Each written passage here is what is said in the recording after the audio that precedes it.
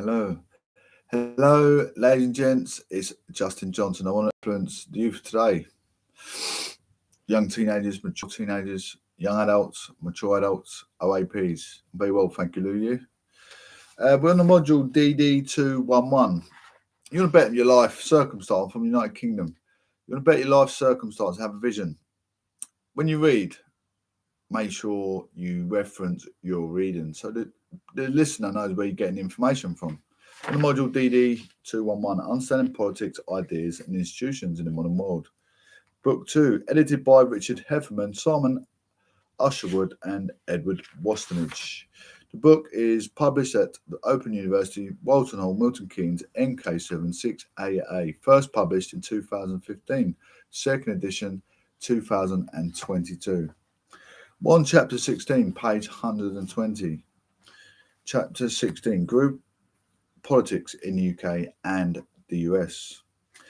Industry groups were estimated to spend 1.4 million per day to lobby members of Congress on health care reform. Common Cause 2014. Some 3.5 billion in total was spent by US lobbyists in 2009.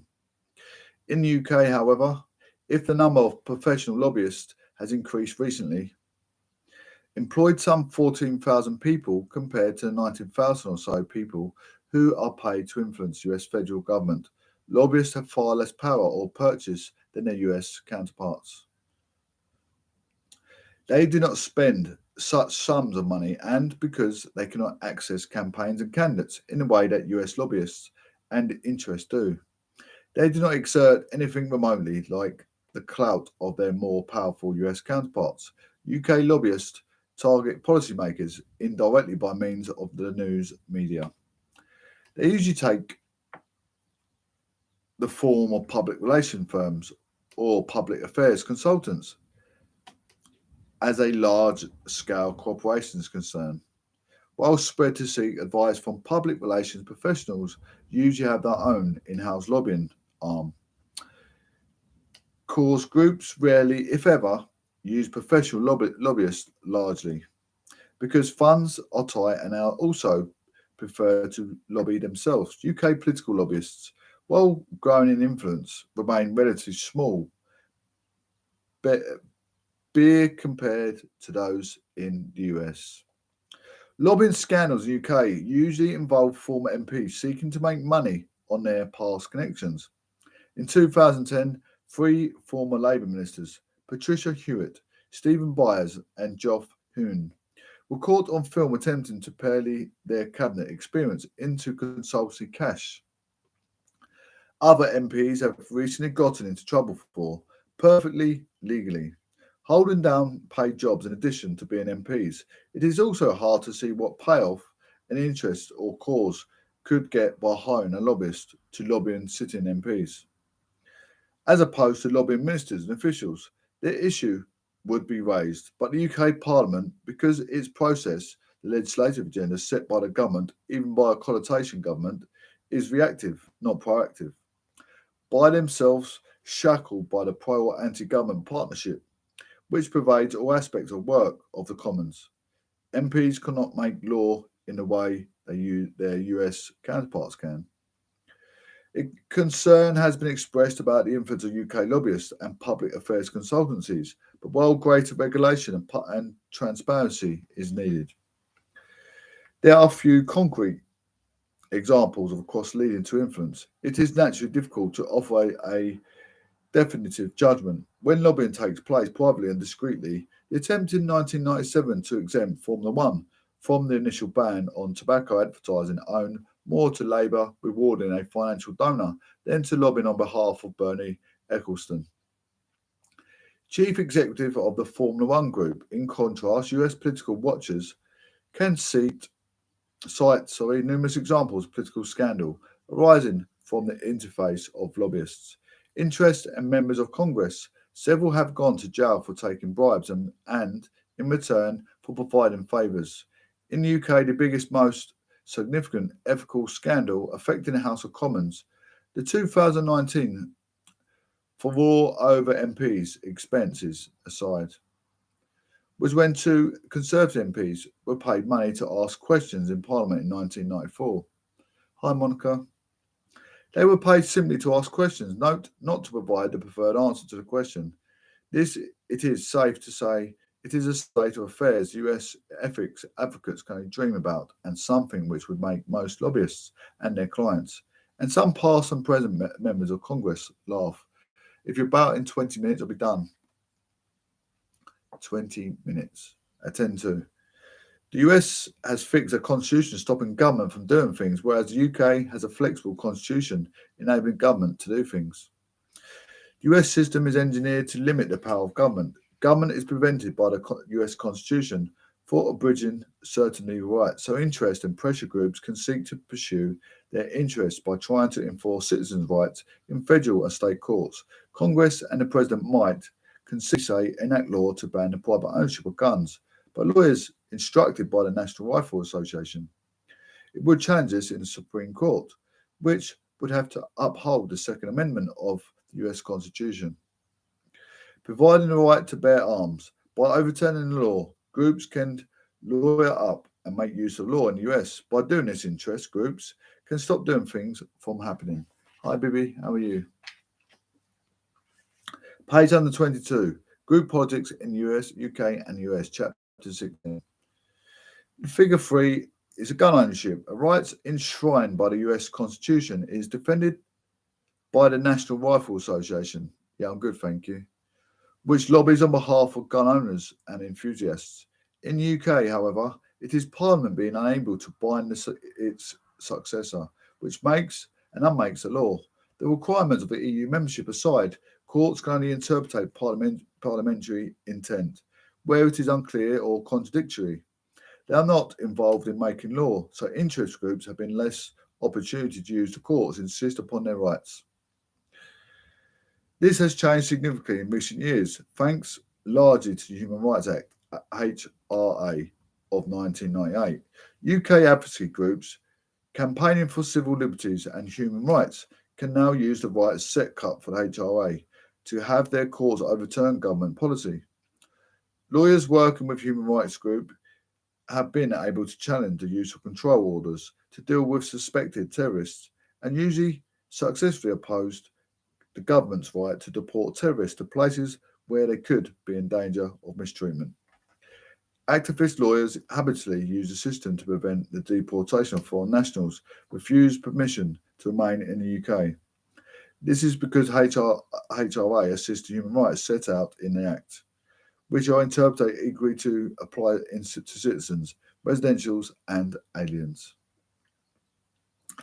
and so establishes the higher standard to which the court can hold all other statutory law and any governmental decisions. UK courts lacking the ultimate political authority possessed by their US counterparts have thus recently been provided with powers regarding human rights, with UK promotional groups have been quick to use. Page 123. Groups have both positive and negative impacts.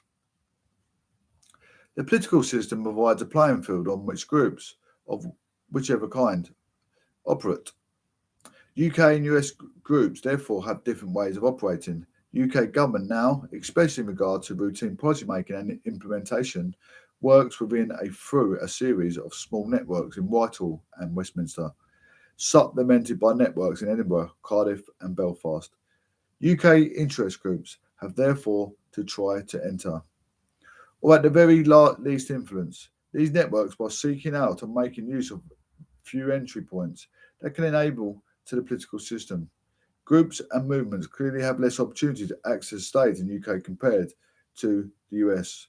The opportunity for UK groups to influence and affect therefore owes much to the UK political system, while also being heavily influenced by the salience of the group's issue. There are far more entry points enabling interest groups to access the US political system than there are in the UK. This is because the US political system, being more diffuse, is far more porous. All sorts of US interests, each of which can counterbalance the other. It can enter the political system with so many actors involved in the US legislative process at so many levels of government, different groups can seek access and so block each other from the pursuit of their interests.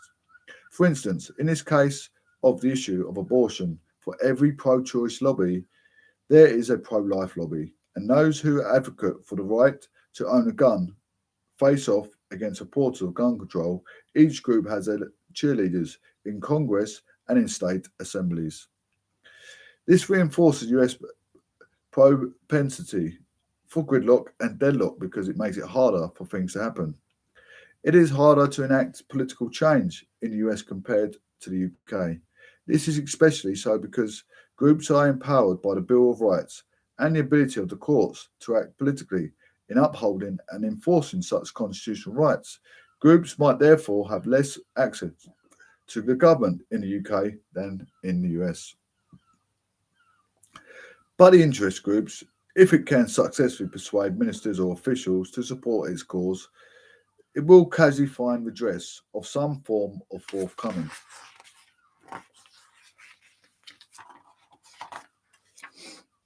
Groups, whether promotional or associational, have become important actors in liberal democracies. As such, they have both positive and negative effects on politics.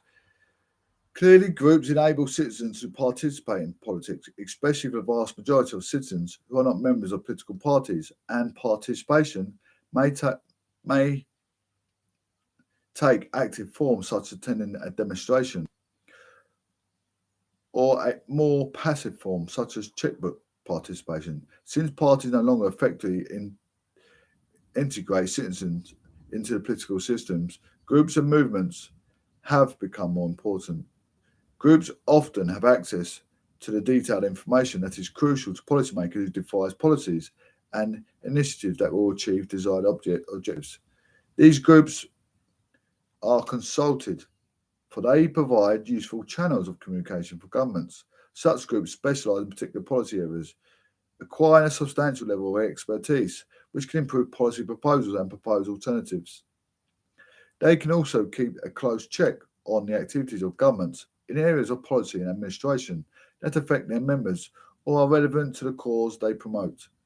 They can act as whistleblowers and draw attention to the unintended consequences of specific policy proposals. Groups have a varying amount of influence, and some actions of society are more adequately represented than others.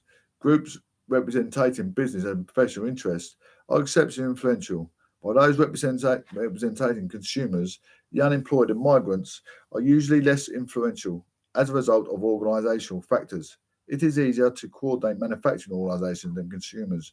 Group leaders are usually appointed rather than elected. In addition, the decision-making of the pressure groups often lacks transparency, and the leaders rarely have to justify their actions to their members or the wider public. Thus, a group may claim to speak for or represent citizens, or rather groups of citizens, but often the group speaks more for itself. Participation rates in group activities are not always inclusive or representative. Groups are, some suggest, increasingly organised for citizens, but are not of citizens, Stavka 2006. The increase in professionalisation of associational and promotional groups means political activity is more likely to be the preserve of professional activists, not interested or concerned citizens.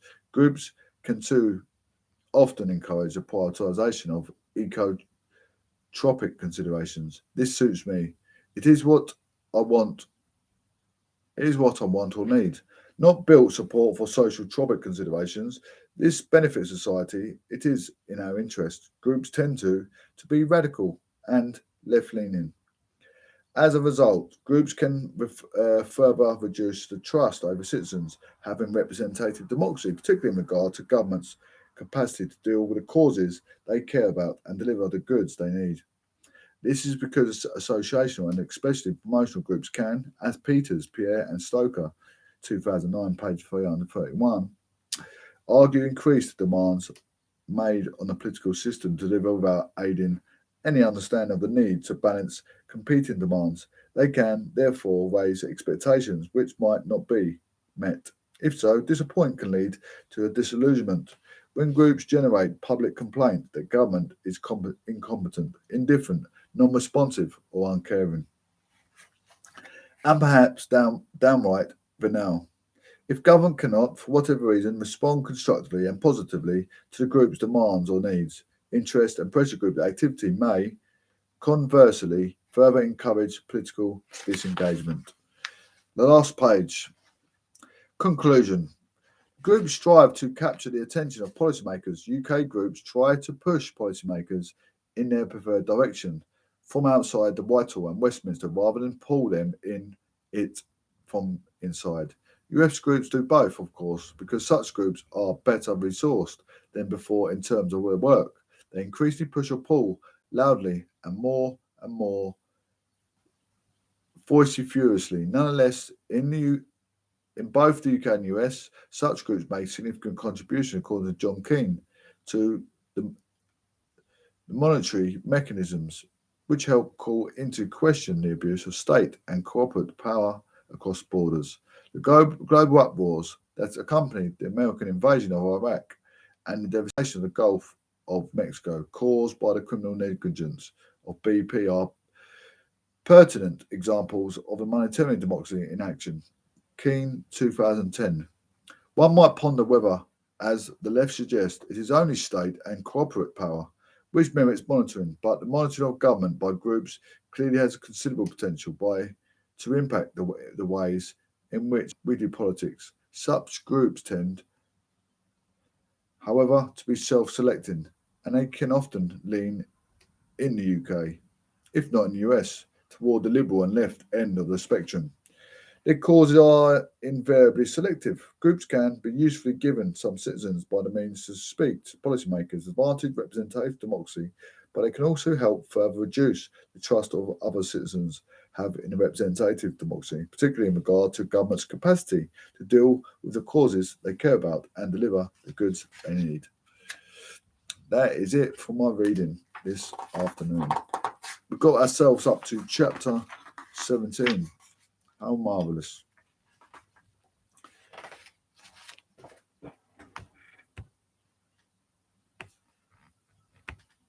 How marvellous.